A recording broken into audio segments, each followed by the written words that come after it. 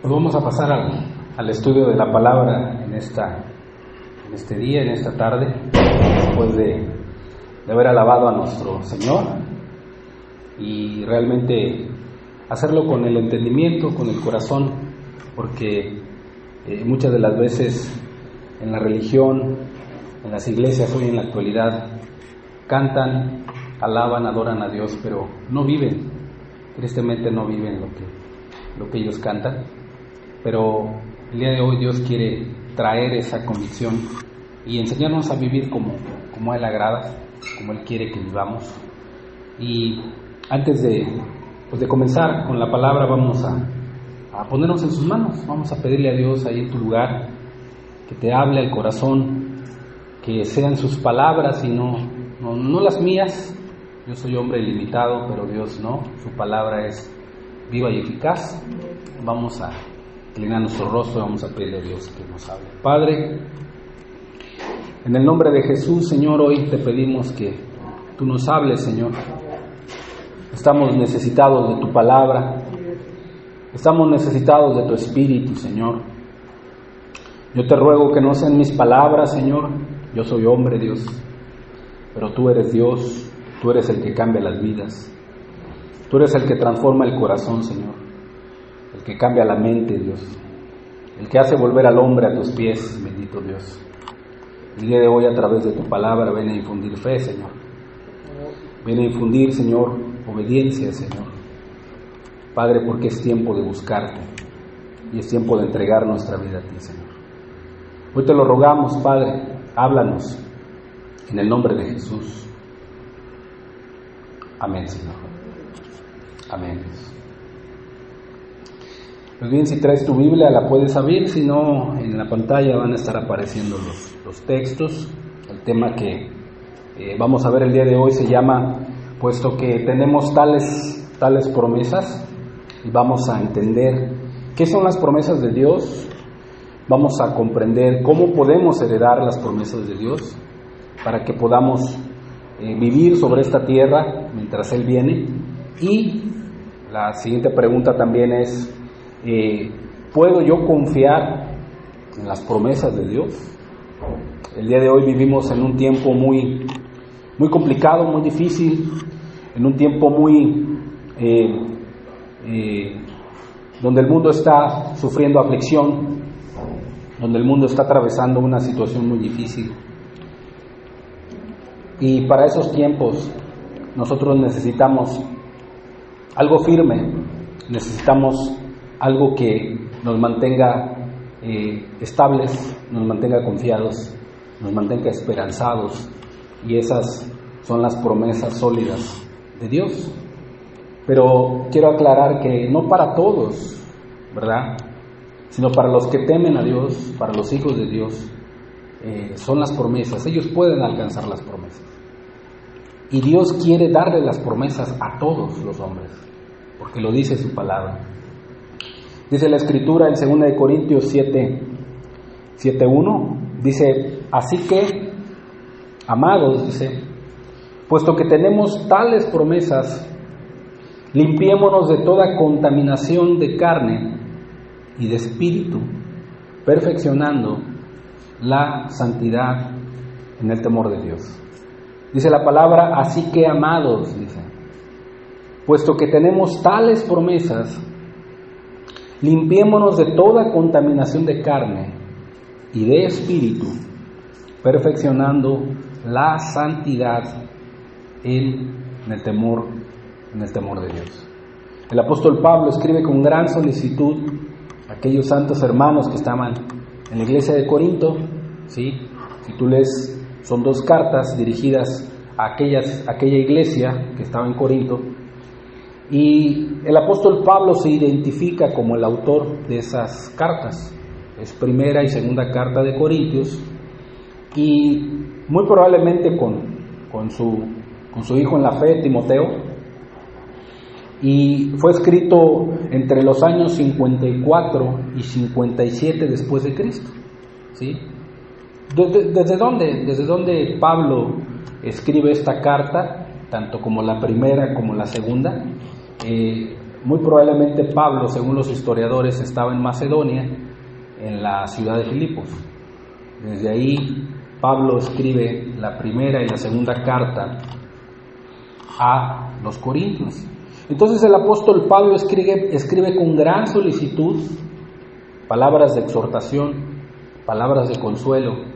Y si tú estudias la primera carta de Corintios, el apóstol Pablo escribe una carta de reprensión, ¿sí?, por cuestiones que estaban sucediendo dentro de la iglesia, y Pablo les exhorta, Pablo les reprende, y el resultado de eso fue un arrepentimiento verdadero de parte de los corintios.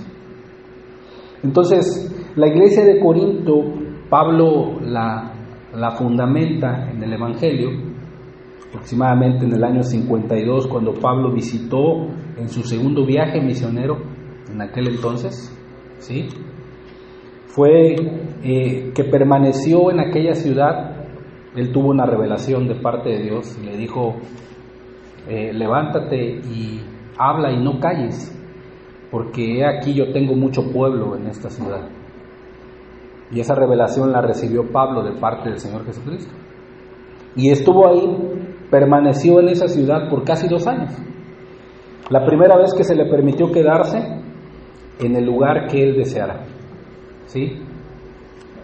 Y pues tenemos esos registros en el libro de los Hechos, capítulo 18, si tú lo lees, ahí se narra cómo Pablo llega a Corinto y empieza a predicar el Evangelio de nuestro Señor Jesucristo.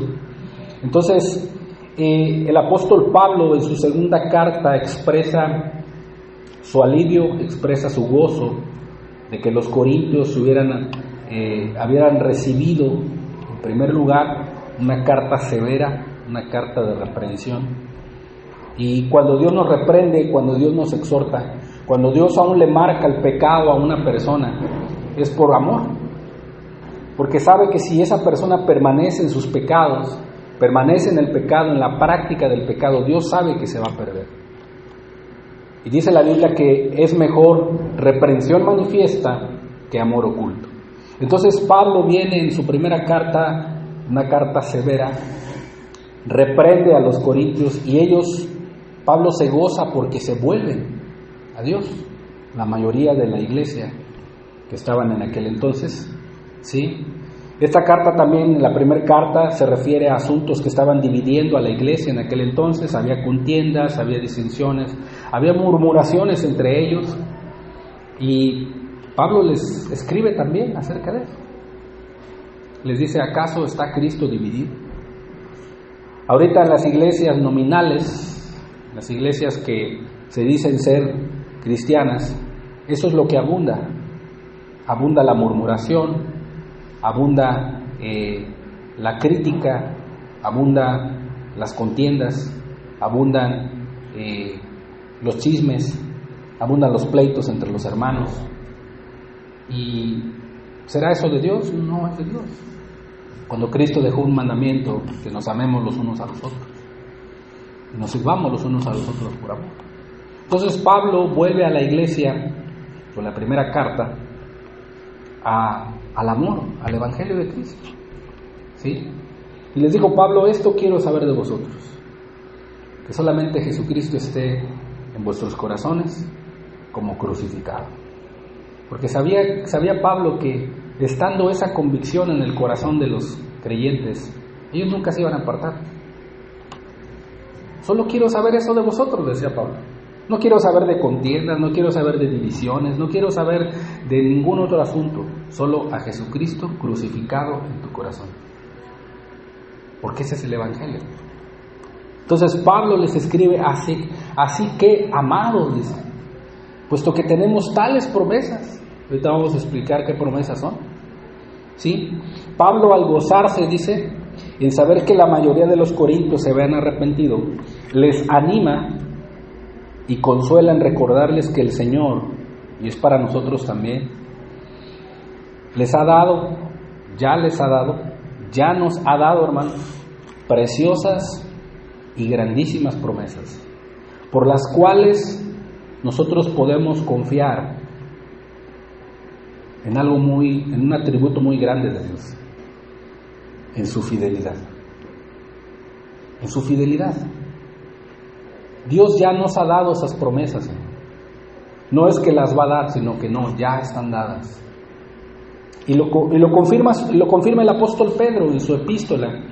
En su segunda epístola dice en segunda de Pedro 1:3, dice: como todas las cosas que pertenecen a la vida y a la piedad nos han sido dadas, o sea, ya las tenemos en las manos, hermanos, por su divino poder. O sea, esto es algo de Dios, no del hombre, mediante el conocimiento de aquel que nos llamó por su gloria y excelencia. O sea, a la persona que atiende al llamado de Dios, la persona que no le conoce, la persona que ha vivido en pecado toda su vida, pero Dios lo llama. ¿Qué primer llamamiento le hace Dios? Lo llama al arrepentimiento, lo llama a cambiar su vida, lo llama a dejar su maldad, su pecado, y lo llama, ¿por qué? Por su gloria y excelencia. Dice, ¿por qué? Porque le quiere dar las promesas. Y esa persona que va conociendo a Dios mediante el conocimiento de aquel, dice, ¿quién? Jesucristo. Aquella persona que va conociendo a Dios, aquella persona que quiere conocer a Dios, que quiere obedecer a Dios, que quiere amar a Dios, esa persona, al cambiar su vida y creer en Jesús, dice la Biblia que ya le han sido dadas por su divino poder. ¿Qué le han sido dadas? Dice, por medio de las cuales nos ha dado preciosas y grandísimas promesas. Preciosas y grandísimas promesas. El cristiano a veces puede vivir una vida afligida, una vida preocupada, una vida que a lo mejor limitada, a lo mejor que delante de sus ojos puede ver que las cosas no cambian, las cosas no van a mejorar, las cosas están cada vez peor.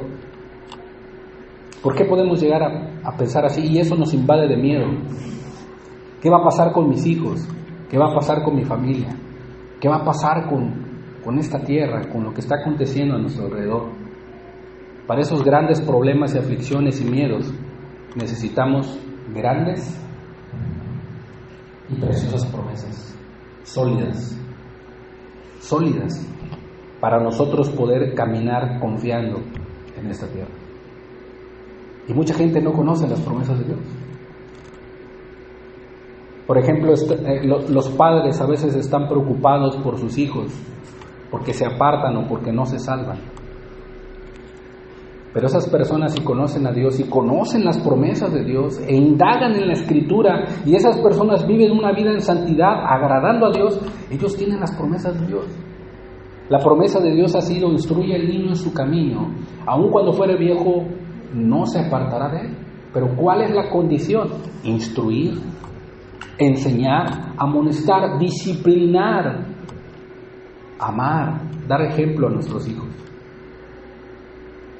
Y la promesa es, aun cuando esté grande. Dios ha prometido venir a ese joven o a esa muchacha o a ese hijo en el tiempo correcto. Y es una promesa. Si tú la crees y instruyes con toda confianza a tus hijos.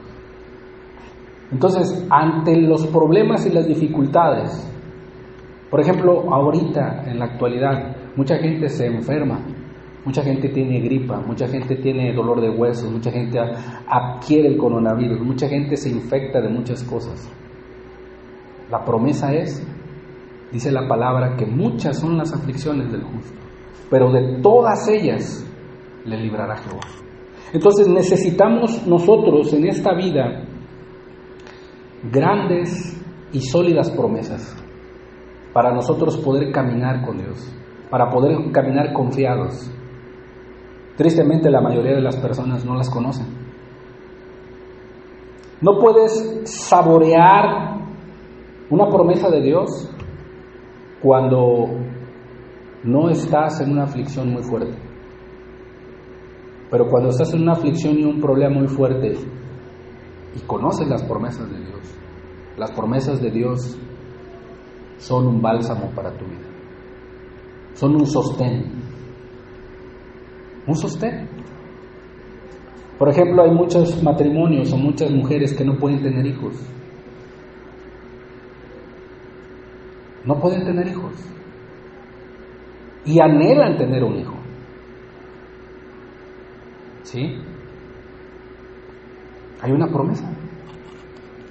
Dice la palabra que herencia de Jehová son los hijos. Fruto de grande estima, dice, son los hijos. Y si esa mujer es piadosa, si esa mujer vive en santidad, si esa mujer vive sirviendo a Dios, vendrá con esa promesa delante de Dios. Señor, dice tu palabra que los hijos son una herencia tuya, Señor. Solamente tú me puedes dar hijos. Y enfrenta ese problema, esa esterilidad, tanto, no sé, a lo mejor puede ser el esposo o puede ser la mujer. Enfrenta ese problema con una sólida promesa. ¿Y sabes una cosa? Dios le da paz. Y Dios puede cumplir el deseo de su corazón, porque ha creído en sus promesas. Hoy en este tiempo necesitamos promesas sólidas y firmes. Y Dios las ha llamado grandes y preciosas promesas. ¿Cuál es el resultado? Para que por ellas, dice, para que por las promesas llegases a ser participantes de la naturaleza divina. ¿Cuál es la naturaleza divina? Una vida que agrada a Dios. Una vida natural.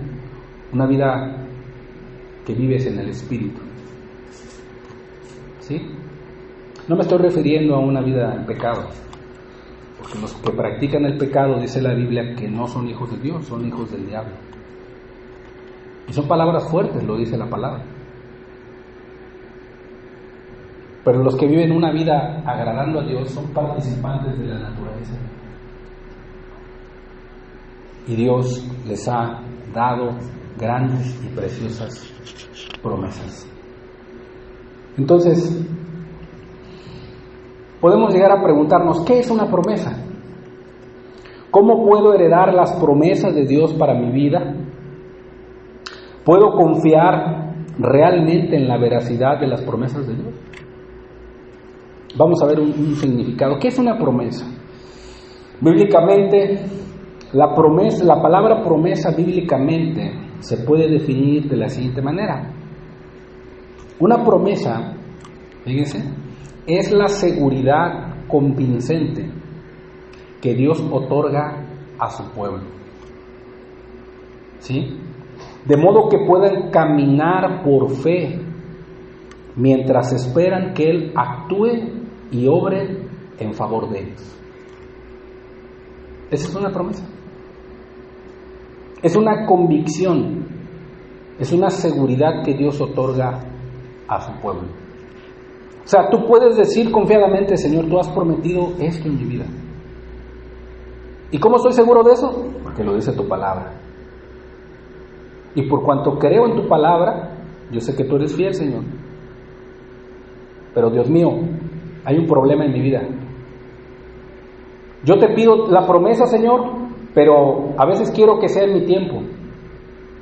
Y durante ese lapso, Señor, que tu gracia me sostenga y me ayude a caminar por fe, esperando a que tú obres en el momento correcto, en el momento indicado.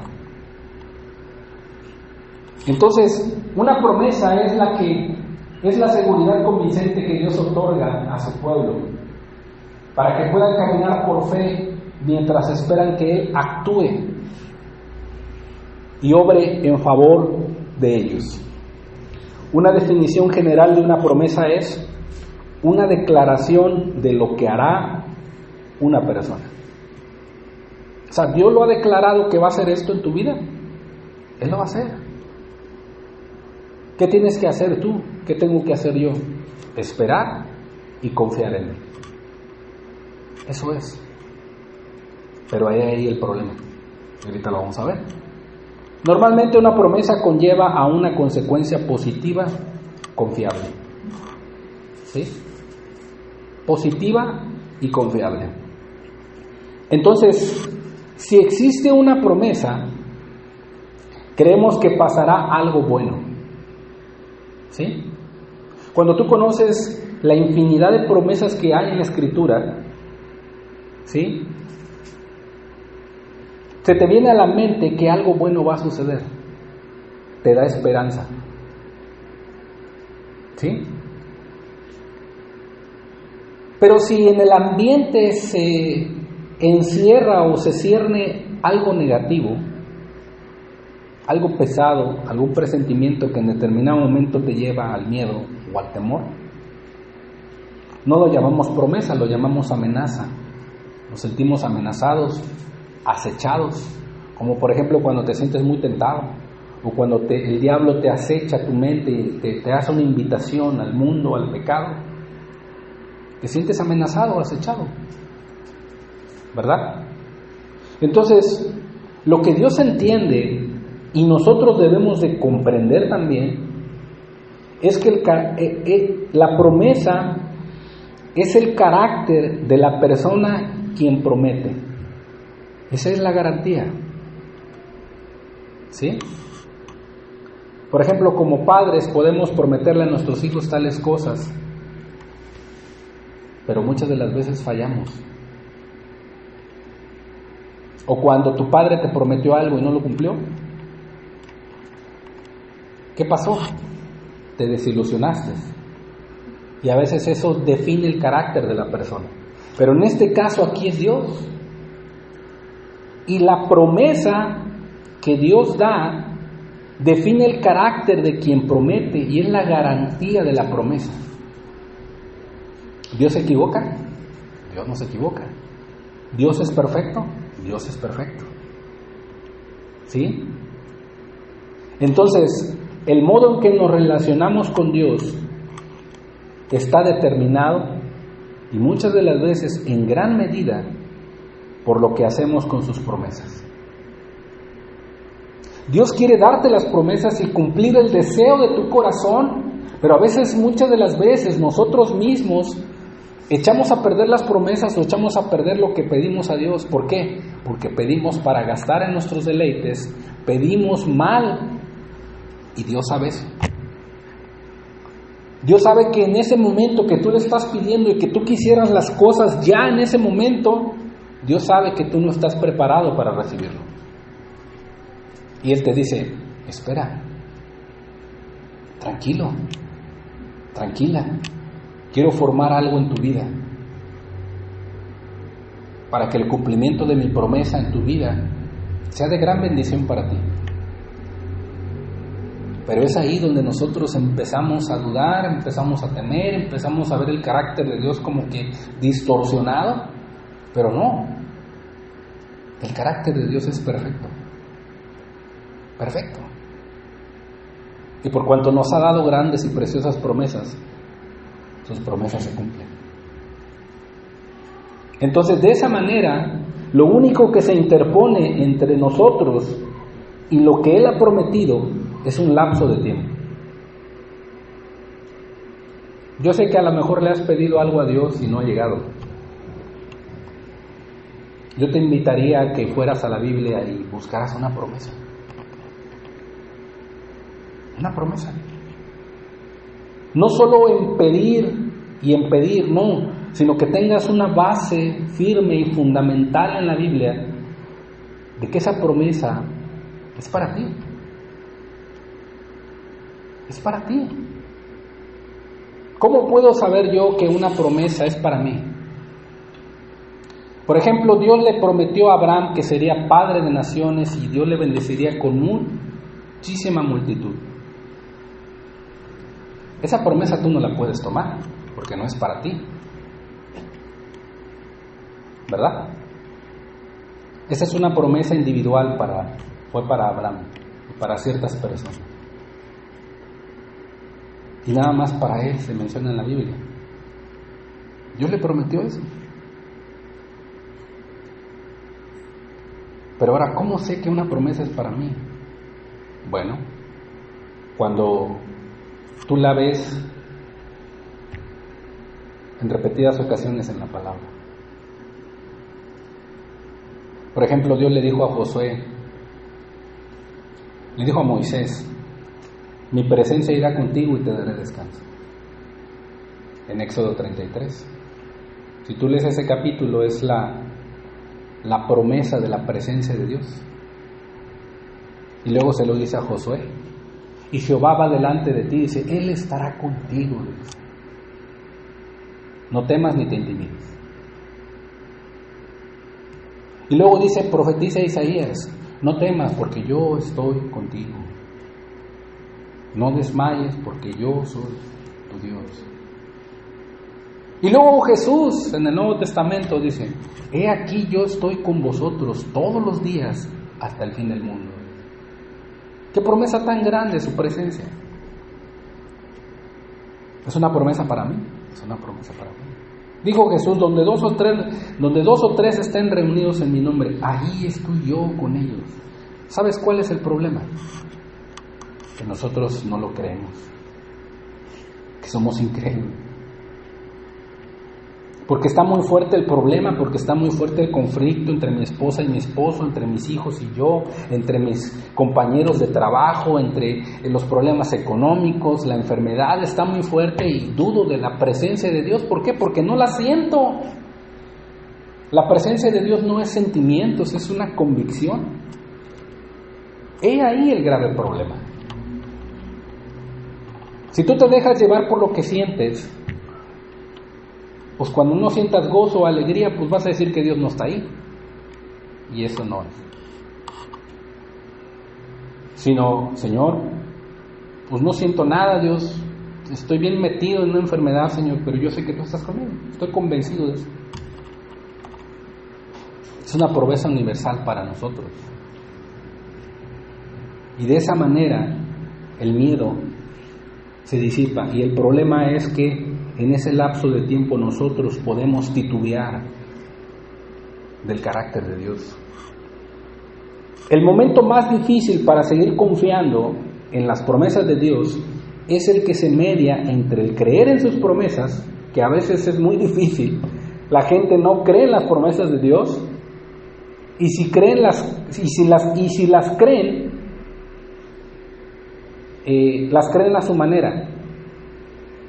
Piensan que Dios va a hacer o obrar como ellos piensan que Dios obra, pero no, Dios obra y actúa en favor a nosotros conforme a lo que dice su palabra.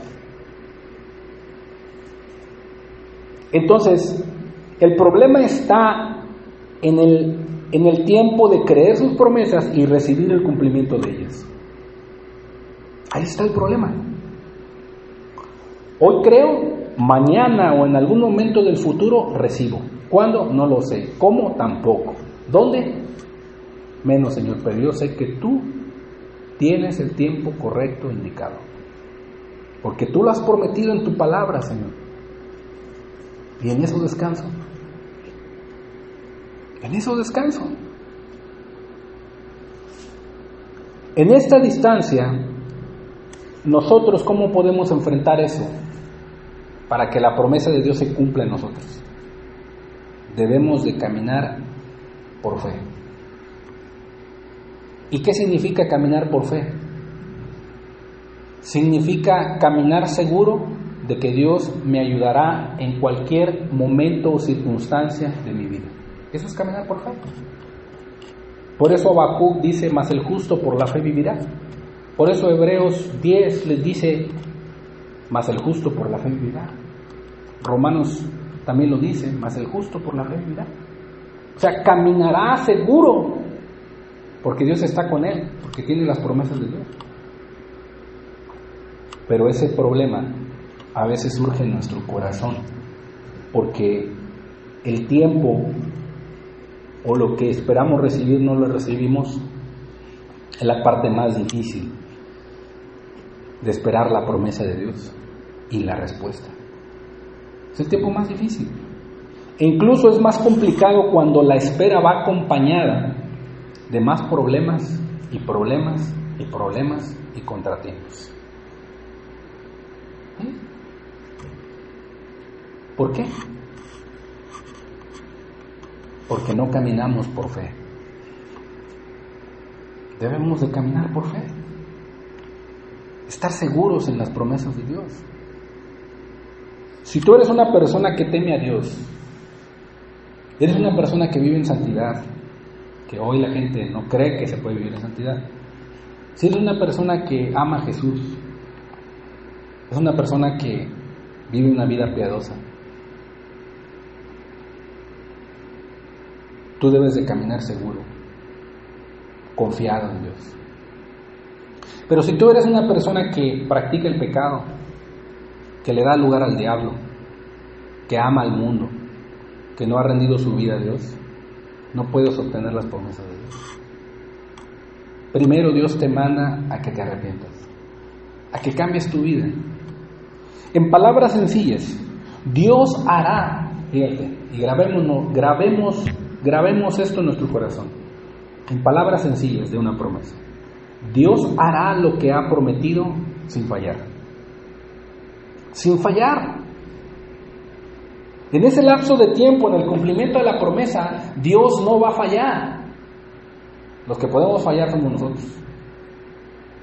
En ese lapso de tiempo, ¿qué haremos? ¿O qué podemos llegar a hacer? Desistir, desmayar, caer en incredulidad, apartarnos de Dios. Y será triste. Porque dice la Biblia que el que retrocede, dice, no agradará a mi alma, dice Dios. En palabras sencillas, entonces, Dios hará lo que ha prometido. Esto demuestra su carácter y su persona. Podemos confiar en sus promesas, porque conocemos quién es aquel que ha prometido y que no falla. ¿Sí? Entonces, una promesa significa tener la seguridad convincente de lo que Dios otorga a su pueblo. En pocas palabras, Dios hará lo que ha prometido. Es una promesa. Y que tú puedes tener la garantía de esa promesa, seguridad, porque el carácter de quien ha prometido, déjame decirte que no falla. Y ese es Dios. Lo dice su palabra, dice Hebreos 6:17, que Dios no falla, Él es fiel. Por lo cual dice, queriendo Dios mostrar más abundantemente a los herederos, aquí está hablando del pueblo de Dios, de Israel, más abundantemente a los herederos de la promesa que había prometido Dios a su pueblo. Dios dijo que los iba a sacar por medio de Moisés. ¿Lo hizo? Lo hizo. Dios dijo que los iba a meter en la tierra prometida. ¿Qué hizo Dios? Lo hizo. Y únicamente de todos los 600,000 que salieron, estuvieron en el desierto, ¿sabes cuántas personas entraron a la tierra prometida? De esa generación solamente 2. Y todos los jóvenes de 20 años para abajo. Pero de la generación incrédula y perversa que anduvo en el desierto, que no creyeron a las promesas de Dios, a que Dios quiso mostrar más abundantemente a los herederos, solamente 2 personas entraron, que fue Josué y Caleb. Y fíjate aquí el carácter de Dios, dice que Él quiso mostrar más allá a los herederos de la promesa, la inmutabilidad, o sea, que Él no cambia de su consejo. Dios les dijo, te voy a cuidar, te voy a meter a la tierra prometida, te voy a ayudar, aquella tierra donde fluye leche y miel, solamente confía en mí. Pero ¿qué hizo el pueblo de Israel? Tenía su corazón allá en Egipto. Estaba en el medio del desierto y decían que iban a morir ahí. ¿Por qué no nos dejaste morir mejor en Egipto? Y se empezaron a quejar en contra de Dios, que no tenían agua, que no tenían carne, que ya está nuestra alma fastidiada de este pan tan liviano, del maná. Imagínense. Y todavía murmuraron contra Moisés y contra Jehová cuando vieron enfrente de ellos el mar. Pero Dios dice que quiso mostrar más abundantemente la inmutabilidad de su consejo, dice. Interpuso juramento.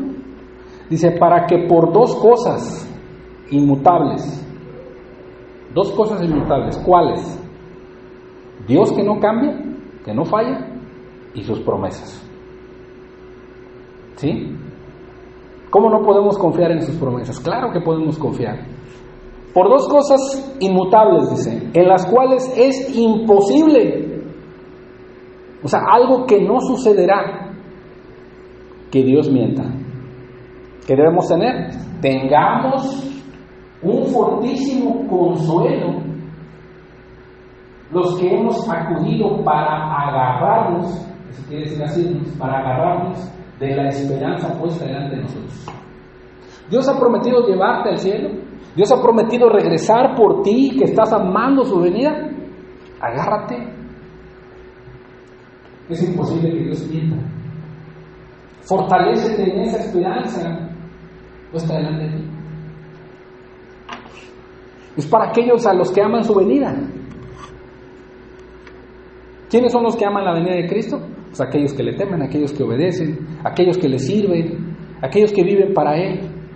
Pero aquel que no ama la venida de Cristo, no quiere que Cristo venga. ¿Por qué? Porque sabe que lo va a encontrar ahí en su adulterio, lo va a encontrar ahí en su codicia, lo va a encontrar ahí en sus pleitos con su esposa, lo va a encontrar ahí en sus deleites diversos en el mundo.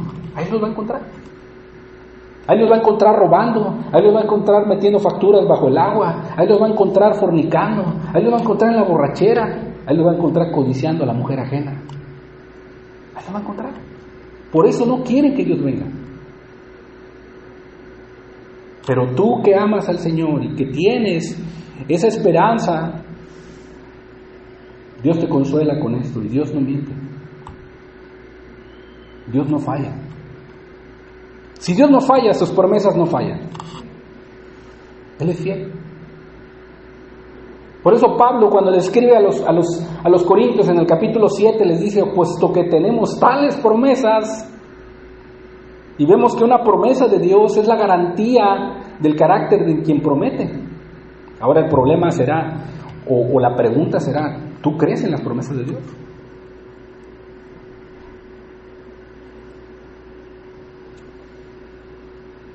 Entonces tengamos un fortísimo consuelo los que hemos acudido para asirnos de la esperanza puesta delante de nosotros. ¿Tu esposo no se ha convertido? Ahí están las promesas de Dios. ¿Tu hijo no se ha convertido? Están las promesas de Dios. ¿Quieres un esposo? Ahí están las promesas de Dios. ¿Quieres una esposa? Ahí están las promesas de Dios. ¿Tienes una enfermedad incurable o en determinado momento que no has podido con ella? Ahí están las promesas de Dios. Joven, ¿quieres tener una juventud o una vida de paz y de gozo? Ahí están las promesas de Dios. Las promesas de Dios son fieles, son grandes. Tienes que creerlas. Tienes que confiar en ellas. Si nosotros no creemos que Dios cumplirá lo que ha prometido, ¿sabes qué le estamos diciendo a Dios? Tú no me puedes ayudar, Señor. Yo voy a resolver el problema solo. Y eso es decirle a Dios mentiroso. Y estamos cayendo en un grave pecado de incredulidad cuando no creemos que Dios hará lo que ha prometido. Eso le pasó al pueblo de Israel. Y es una advertencia para nosotros también. Lo dice su palabra. Hebreos 3:18 dice: y a quienes juró, Dios hizo un juramento firme y fuerte, que no entrarían en su reposo, sino aquellos que desobedecieron. Y vemos que no pudieron entrar a causa de incredulidad. Si tú estás aquí y si tú has venido aquí el día de hoy y tú piensas que Dios no puede transformar tu vida, ya comenzaste mal. Porque si se viene aquí nada más con la intención de conocer, si se viene nada más con la intención de ver qué veo, si se viene con la intención nada más de en determinado momento llenarme de conocimiento, sin que ese conocimiento caiga al corazón para atender al llamado de Dios, pues de nada sirve. ¿Qué está haciendo la persona? Está siendo incrédula. Está siendo incrédula. Y la incredulidad es darle una cachetada a Dios, porque tú no estás confiando en lo que Él ha dicho en su palabra. Dios tiene el poder para cambiar y para transformar la vida. Él lo ha dicho. Tienes que creer. El pueblo de Israel le dijo a Dios mentiroso. El pueblo de Israel le gritaba a Dios: tú no nos puedes ayudar, tú no nos puedes dirigir en el desierto. Fueron incrédulos. ¿Qué sucedió? No entraron en su reposo. No entraron en el reposo. ¿Quién es el reposo para nosotros ahorita? Cristo Jesús. Y quienes no creen en Cristo Jesús, y quienes no creen que Él es el Hijo de Dios, no pueden entrar en el reposo de Dios. Y fíjate, y cómo Dios advierte ahora a nosotros. Hebreos 4:1 dice: temamos pues, dice. O sea, tengamos reverencia ante esto que está diciendo Dios. O sea, es algo grave si la incredulidad llega a llenar mi vida.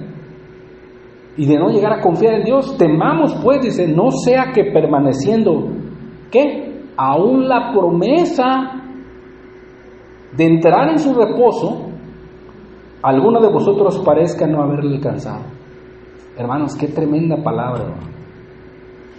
Tremenda palabra.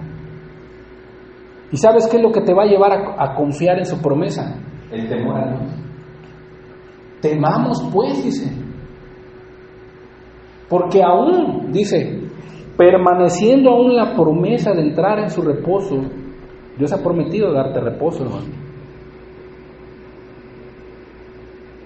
Pero lo lamentable es que muchos no lo alcanzan. ¿Por qué? Porque son incrédulos. No quieren obedecer a Dios. No quieren servir a Dios. Dice el versículo 2: porque también a nosotros se nos ha anunciado la buena nueva, como a ellos. Pero no les aprovechó el oír la palabra por no ir acompañada de fe en los que la oyeron. Acompañada de fe. Señor, si tú has prometido, Señor, esto en mi vida, Dios, a pesar de cómo están las circunstancias, Señor, yo voy a confiar en ti. Y caminas por fe. Caminas en la sólida promesa de Dios, en la sólida palabra de Dios. Entonces, la promesa es la garantía de la persona quien promete, y en esta ocasión Dios es una persona que no falla. Podemos tener seguridad en sus promesas. Una promesa bíblica, es que Dios hará lo que ha prometido. Es una promesa.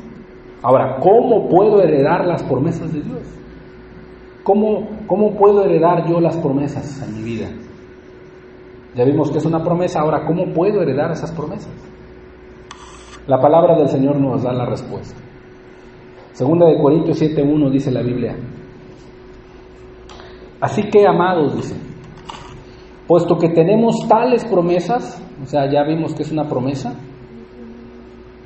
Aquí viene la condición: limpiémonos de toda contaminación de carne y de espíritu, perfeccionando la santidad en el temor de Dios. El temor te va a llevar a apartarte, a limpiarte de todo el pecado. Del pecado carnal y del pecado espiritual. El temor a Dios. ¿Y qué resultado tiene el temor de Dios en nuestras vidas? Santidad. Cuando te apartas del mal, cuando te apartas del mal camino, cuando te apartas de la práctica del pecado y te consagras a Dios, la Biblia dice que ese temor te va a llevar a una perfecta santidad. Entonces, de esa manera, limpiándote de toda contaminación de carne y de espíritu, tú puedes heredar las promesas de Dios.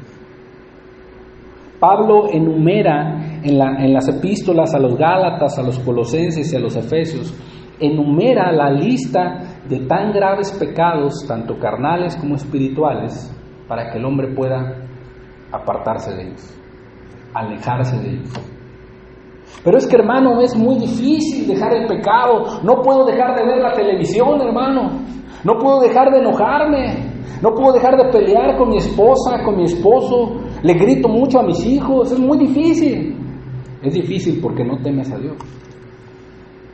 Es difícil en tu vida porque no sabes quién es Dios realmente. Es difícil porque no has buscado diligentemente agradar a Dios. Por eso es difícil. Porque no está el temor de Dios en tu vida. Pero si el temor de Dios viene a tu vida, el verdadero Dios y el verdadero temor de Dios va a alejarte del pecado. Así de sencillo. De las malas palabras, de la aspereza, de la dureza, del egoísmo, de la incredulidad y de todo lo mundano que puede haber en esta tierra. Y aún mucha gente deja los pecados externos, pero no deja los pecados internos del corazón, que son los de espíritu y son los más graves. Cuando David pecó, adulteró con Betsabé, fue un pecado carnal. Murieron 2 personas, el bebé y Urías. Pero cuando él se enorgulleció y censó al pueblo, murieron más de 3,000 personas del pueblo de Dios. Porque el ángel de Jehová, dice que el ángel de la muerte pasó y empezó a matar a toda la congregación. Y dice la Biblia que David vino al altar y se arrodilló y dijo: Señor, es mi culpa, Señor. O sea que él estaba haciendo las cosas en su confianza, en su orgullo, en su soberbia. Atendió a la tentación del Satanás, porque era el rey, y dejó a un lado la ley de Dios, que para censar al pueblo se tenía que levantar ofrendas. ¿Sí? Y David no siguió eso. Pecado del corazón.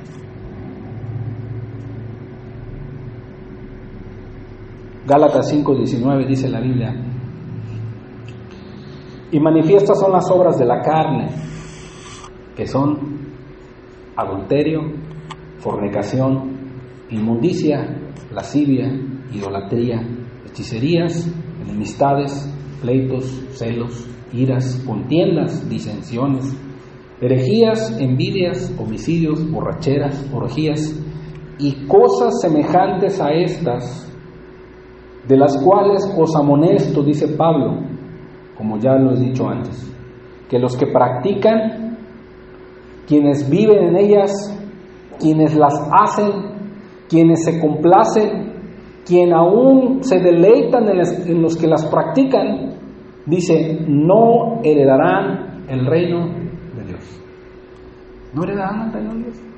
Y aquí mezcla Pablo entre las obras de la carne y pecados del corazón.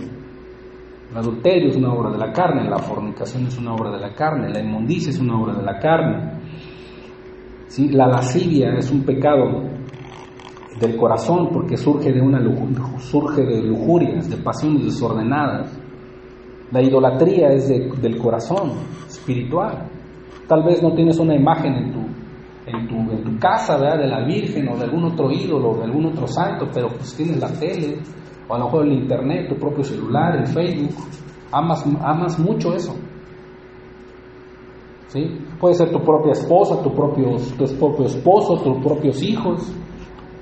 Puede ser el dinero. Muchas personas confían en el dinero, es su ídolo, tienen la confianza en el dinero.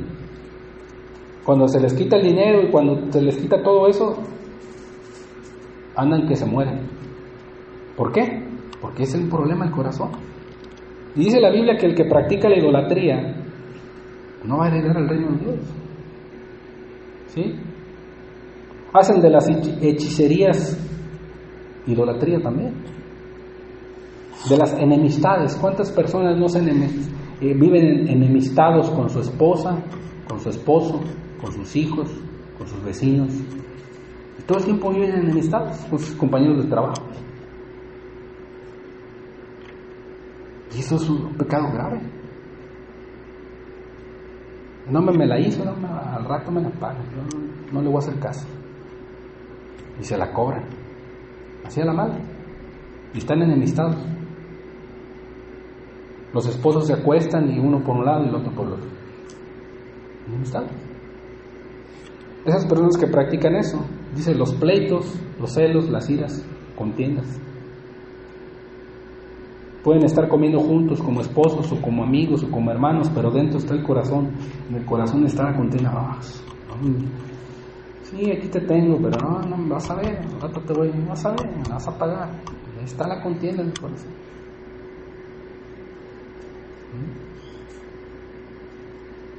Y empieza el pleito. Y empieza a hablar la mujer, y empieza a decir, y el otro, ya vas a empezar. Y se para bien enojado y se va y se deja la comida ahí. Y te dije que te estoy hablando, no me ignores. Y empieza el pleito. O con el joven, ya me cansaste mamá, ya me cansaste papá, déjame. Y se va. Enemistades, pleitos, celos, iras, contiendas. Limpiémonos de toda contaminación de carne y de espíritu. Colosenses 3:5 dice, ¿cómo lo puedes hacer? Dice, hacer morir pues lo terrenal en vosotros. ¿Quién es un muerto? Que no siente nada, que no hace nada, que no lleva a cabo las cosas. Y si tú haces morir la fornicación, si tú haces morir la impureza es un pecado muy grave, muy grave. ¿Cuántos hombres piensan, miran, hablan a veces de una manera impura? Todo lo relaciona a veces con el sexo, con la lujuria, con pasiones desordenadas.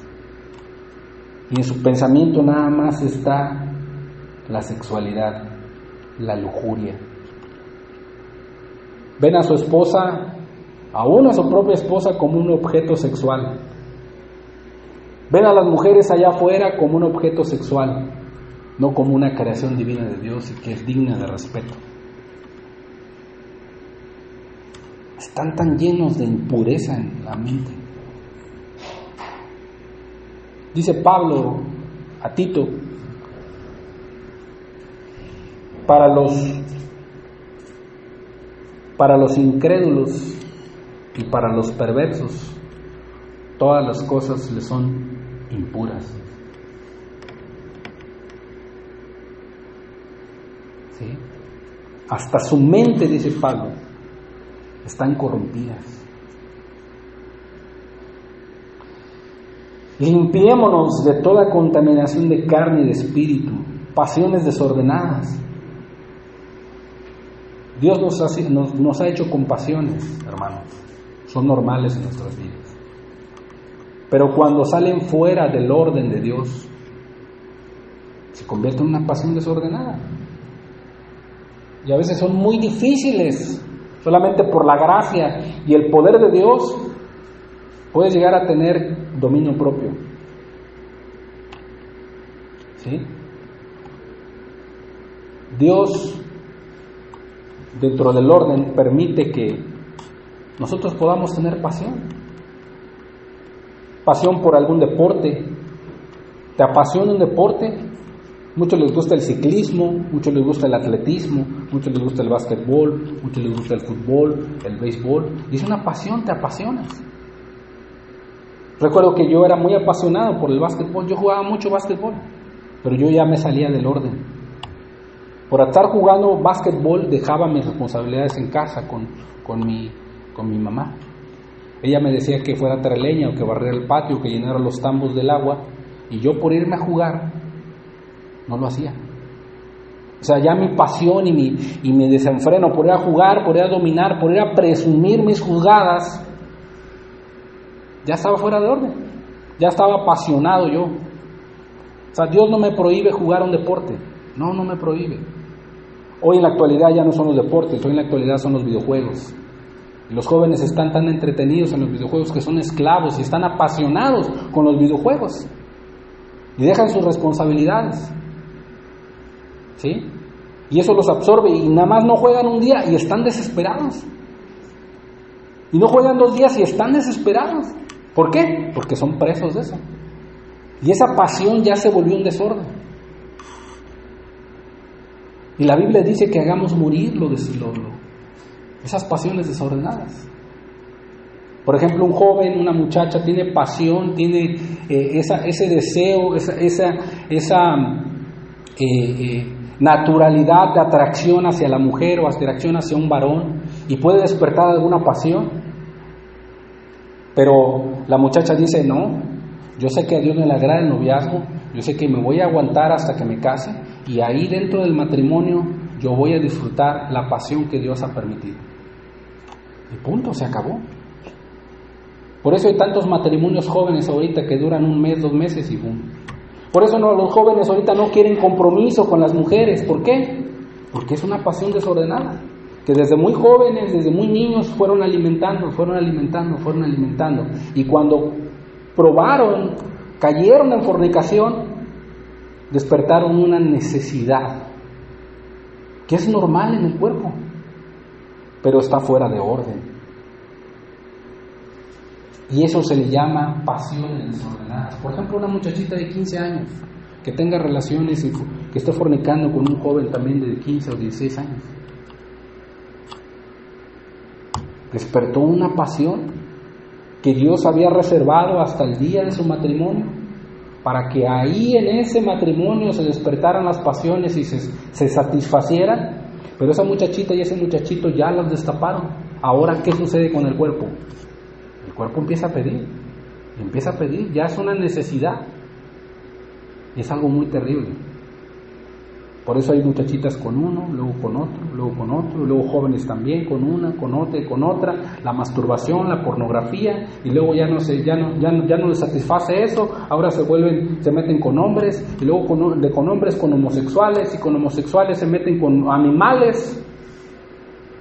¿Por qué? Porque han despertado esas pasiones desordenadas. Y dice Dios que para que tú puedas heredar las promesas de Dios, tienes que limpiarte de toda contaminación de carne y de espíritu para perfeccionar la santidad de Dios. Malos deseos.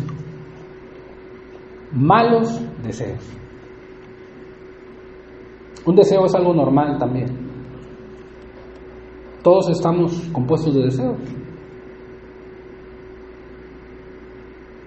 Y podemos tener deseos buenos y deseos malos. Y dice la palabra tajantemente que no satisfagamos los deseos de la carne. ¿Cuáles son los deseos de la carne? Los deseos de los ojos, los deseos de la carne. Aún a veces en cosas lícitas. Cuando, por ejemplo, tengo deseo de comer, pero cuando ese deseo se convierte en un pecado que es la gula, o cuando tengo un deseo de dormir y descansar, pero cuando ese se convierte en un pecado que se llama pereza, deseos malos. Cuando tengo a mi esposa o a mi esposo, pero deseo que mi esposo sea como aquella persona que yo conozco, o que aquella persona que yo vi, que me guste, que me gustaría que mi esposo fuera así, o mi esposa fuera como ella, como él. Estás alimentando ese deseo en tu mente y en tu corazón. Cuidado, porque ese mal deseo te puede llevar a apartarte de Dios. Malos deseos. ¿Sí? Y avaricia, ¿qué es idolatría? El avaro nunca está contento con lo que tiene. Siempre quiere más, y más, y más. Y trabaja para ello. Aún descuida a veces lo más importante, que es la familia, la esposa, los hijos. Por su avaricia, por su amor al dinero. Y a veces tiene dinero ahí guardado y hombre, hasta le codicia a su propia esposa. A su propia esposa. No le compra lo que ella desea o lo que ella quiere. O sea, no es hablar de caprichos. No. Sino las necesidades de su esposa. Ni tampoco le regala una rosa, ni tampoco le lleva unos chocolates, ni tampoco la saca a pasear, ni tampoco la lleva a cenar, ¿no? ¿Por qué? Porque es avaro, no quiere gastar. Ni a sus hijos. Ni mucho menos a sus hermanos, a su familia. ¿Por qué? Porque la avaricia está en el corazón y eso se convierte en un ídolo. Ahí tiene su confianza. Pero Dios dice, hacer morir, arrepiéntete de eso. ¿Quieres heredar las promesas de Dios? Tienes que hacer morir lo terrenal. Tienes que limpiarte de toda contaminación de carne y de espíritu. Efesios 5:31 dice: quítense de vosotros toda amargura, enojo, ira, gritería y maledicencia, y toda malicia. Toda malicia. La malicia es aquella maldad con la que tú haces las cosas, cuando es de una intención maliciosa. Sí, una intención maliciosa para con tu familia, para con tus parientes, para con tus vecinos, tus hermanos. A veces la gente está muy llena de malicia, desconfiados. Entonces toda esta lista de pecados y contaminaciones estorban al hombre para heredar las promesas de Dios. Estorban. ¿Sí? Si la persona está practicando estos pecados, tristemente no podrá heredar las promesas de Dios. No puede heredarlas. ¿Qué tiene que hacer? Jesús dijo claramente la manera de limpiar sus vidas. Claramente. Le dijo a sus discípulos en Juan 15:3, dice: ya vosotros estáis limpios. ¿Por qué? Por la palabra que os he hablado. O sea, sus discípulos creyeron la palabra, la obedecieron y siguieron a Jesús. O sea, fueron obedientes a la palabra de Dios. Y de esa manera Cristo los limpió. Tú quieres heredar las promesas de Dios, obedece a la palabra. Si Dios te está diciendo que te arrepientas, ok, Señor, yo voy a ser serio con tu palabra. ¿Cómo me arrepiento, Señor? ¿Cómo te busco? Y obedeces. Así sencillo. ¿Cómo puedo ser salvo, Señor? Tu palabra dice, arrepentíos y creer en el Evangelio. Señor, pon esa necesidad de arrepentirme en mi vida. Ayúdame a ver el pecado como tú lo ves, Señor. Pon esa tristeza, Señor. Yo sé que soy pecador, pero no me duele haber pecado en contra tuya, Señor. Pon esa necesidad en mi vida. Mucha gente sabe que es pecadora. Mucha gente aún sabe que se va a ir al infierno. Mucha gente se mofa del pecado y se ríe del pecado. Pero ¿sabes una cosa? No le duele haber pecado en contra de Dios. No le duele. No siente esa tristeza de haber pecado en contra de un Dios tan bueno. No le duele que en determinado momento se pelea con su esposa o con su esposo y eso daña el carácter de Dios, daña el carácter de mi esposa y de mi esposo, y no le duele. Pero cuando Dios viene y Él es serio y dice, Señor, sí es cierto, Dios, he pecado en contra tuya, y le duele y está preocupado por haber ofendido a Dios, esa persona se arrepiente. Y por cuanto no puede pagar el precio de sus pecados, va a Jesús y confía en Él, y esa persona es salva, dice la Biblia. A vosotros estáis limpios por la palabra. La palabra puede limpiarte. La palabra tiene el poder. ¿Qué más? Salmo 119:9 dice la Biblia: ¿con qué limpiará el joven su camino? Con guardar tu palabra, con obedecerla, con ponerla por obra, con amarla, escudriñarla y vivirla en todas las áreas de mi vida, comenzando desde tu casa, desde mi hogar, ahí con los tuyos, con tu esposa, con tu esposo, con tus hijos, guardando la palabra de Dios. Y de esa manera las personas van a limpiar sus vidas. El Señor Jesús exhorta a que nuestras vidas puedan obedecer su palabra. Por eso Pablo exhorta a la iglesia de Corinto, ¿sí? Entonces, ¿yo puedo confiar en la veracidad de las promesas de Dios? Sí. Tienes que limpiarte. Tienes que despojarte de ti mismo, tienes que despojarte de tu confianza donde está fundada ahorita para poder confiar en las promesas de Dios. Y las promesas de Dios son veraces, dice la Biblia.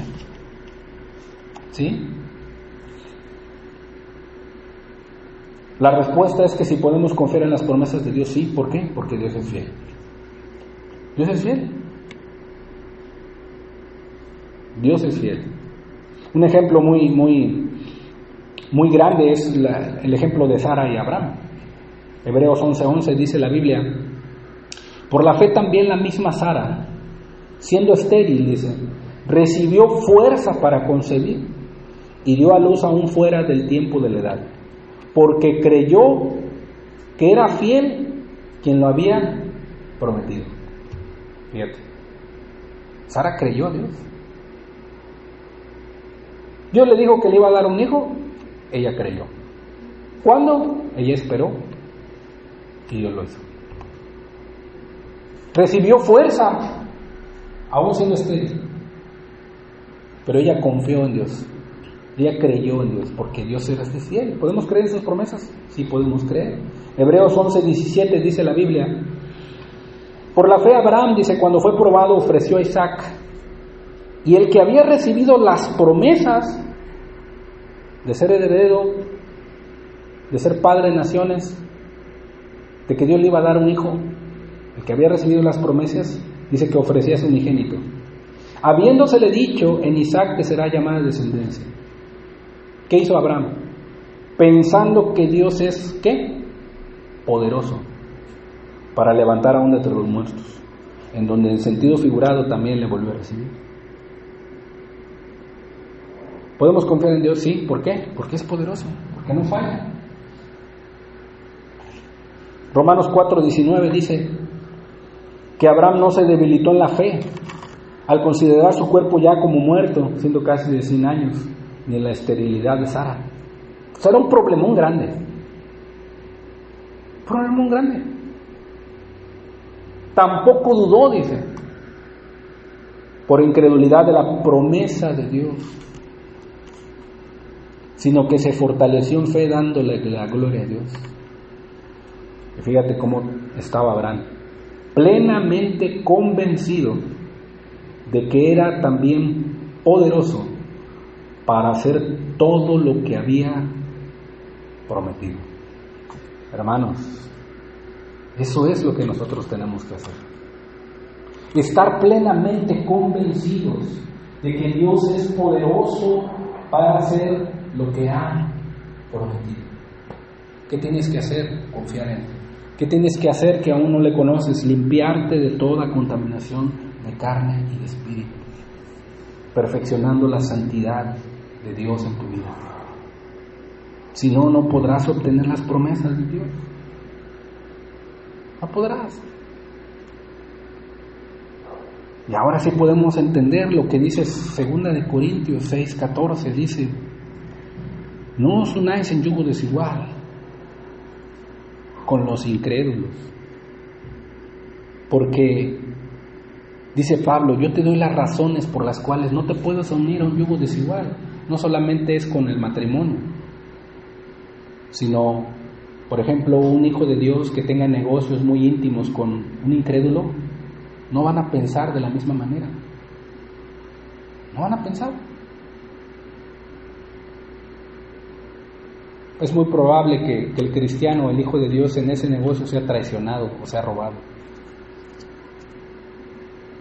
No puede pensar de una misma manera una persona, una muchachita cristiana que dice que le gusta mucho ese muchacho y que ella lo va a convertir y que ella lo va a llevar a la iglesia.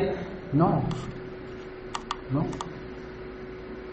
Si ella teme a Dios, debe esperar en Dios que le dé un hombre que ame a Cristo, para que piensen igual, para que tengan la misma visión, para que tengan el mismo sentir, para que sirvan a Dios juntos en donde Dios los ponga. No os unáis en yugo desigual. ¿Por qué? Dice Pablo. Porque ¿qué compañerismo tiene la justicia con la injusticia? ¿Y qué comunión la luz con las tinieblas? O sea, no hay esa comunión. ¿Y qué concordia? O sea, ¿qué armoniza ¿Qué armonía hay entre Cristo y Belial? Belial es el nombre de un demonio muy poderoso, según la Biblia satánica. Belial, cuando escuchas la palabra Belial, lo primero que se te debe de venir a la mente es toda inmundicia perversa. Toda inmundicia perversa. Toda impureza. Todo deleite perverso. ¿No es Belial? O sea, ¿qué armoniza Cristo con eso? Nada. Nada. ¿O qué parte el creyente con el incrédulo? En nada. Por eso mismo dice Pablo, no os unáis en yugo desigual con los incrédulos. ¿Y qué acuerdo hay entre el templo de Dios y los ídolos? Solo se puede confiar en alguien, en Dios, y no en los ídolos. En el templo de Dios, o el lugar donde Él ha designado, ahí se adora a solamente una persona, a Dios. No a los ídolos, no al pastor, no al que toca la alabanza, no a la muchacha que venga aquí, no, a nadie, a Dios. Y nuestro templo, que es el templo del Espíritu, también nuestro cuerpo debe de adorar y alabar a Dios, darle la gloria a Dios con todo lo que hacemos. ¿Qué comunión tienen los ídolos con el templo de Dios? Ninguno. O estoy con Dios o estoy con los ídolos. No te unas en yugo desigual. Porque vosotros, dice Pablo, sois el templo del Dios viviente. Por eso es necesario que no nos unamos con yugo desigual. Como Dios dijo, habitaré y andaré entre ellos, y seré su Dios, y ellos serán mi pueblo, por lo cual salid en medio de ellos, y apartados, dice el Señor, y no toquéis lo inmundo, y yo os recibiré, y seré para vosotros Padre, y vosotros me seréis hijos e hijas, dice el Señor Dios Todopoderoso. Qué promesas tan grandes, ¿no? Y por eso dice Pablo en el 7, así que amados, puesto que tenemos tales promesas, limpiémonos de toda contaminación de carne y de espíritu, perfeccionando la santidad en el temor de Dios. ¿Tales promesas cuáles? Dice Dios, habitaré y andaré entre ellos, su presencia. Dice, ¿qué otra promesa? Y seré su Dios. ¿Qué otra promesa? Y ellos serán mi pueblo. ¿Qué otra promesa? Y yo recibiré. ¿Qué otra promesa? Seré para ellos padre, y vosotros me seréis hijos e hijas, dice el Dios Todopoderoso. Así que, hermanos, puesto que tenemos tales promesas, limpiémonos de toda contaminación de carne y de espíritu, perfeccionando la santidad en el temor de Dios. Son sólidas las promesas de Dios, amor. Son sólidas. Dios falla, Dios no falla. ¿Quieres obtener las promesas de Dios? Límpiate de toda contaminación de carne y de espíritu. Perfecciona la santidad en el temor de Dios. Perfecciona la santidad que Él ha prometido darnos de su presencia, ¿sí? Darnos de sus promesas en todas las circunstancias de nuestras vidas. Él lo ha prometido. Porque Él es Dios. Porque Él es todopoderoso. Porque Él no falla, hermano. No falla. Cree en las promesas de Dios. Puesto que tenemos tales promesas, ¿qué tenemos que hacer? Creerlas. Creerlas. Inclina tu rostro, vamos a meditar en este canto.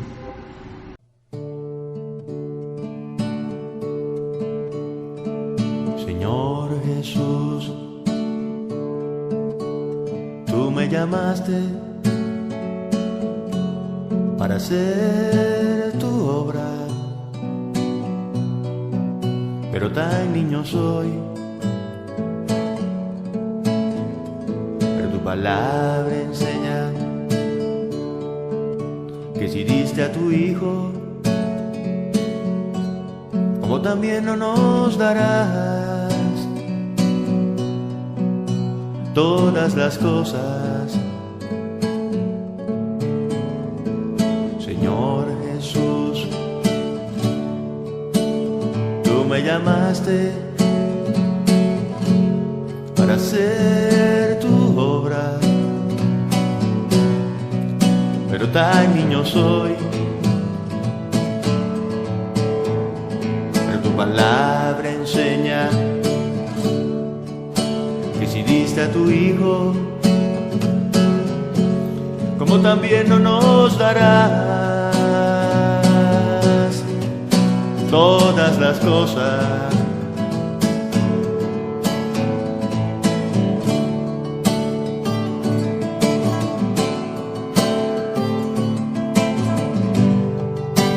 Sí, Maestro, queremos ver tu gloria. Sí, Maestro, no queremos ir atrás. Sí, Maestro, enséñale a tu pueblo, que tu Espíritu nos guíe a toda verdad. Señor Jesús, tú me llamaste para hacer tu obra, y tan niño soy, pero tu palabra enseña que si diste a tu Hijo, como también no nos darás todas las cosas. Señor Jesús, tú me llamaste para hacer tu obra, pero tan niño soy. Pero tu palabra enseña que si diste a tu Hijo, como también no nos darás todas las cosas.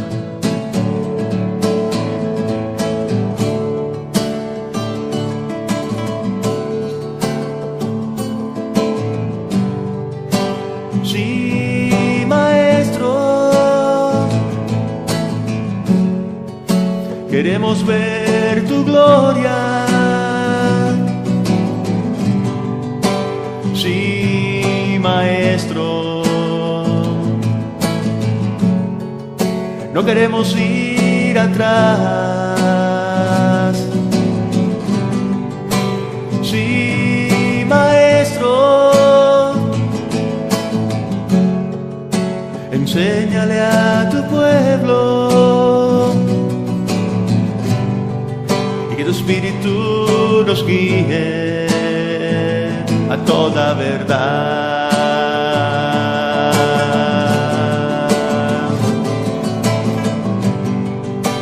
Sí, Maestro, queremos ver tu gloria. Sí, Maestro,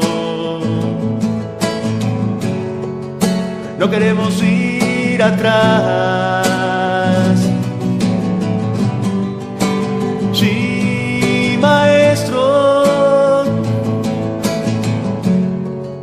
enséñale a tu pueblo, que tu Espíritu nos guíe a toda verdad.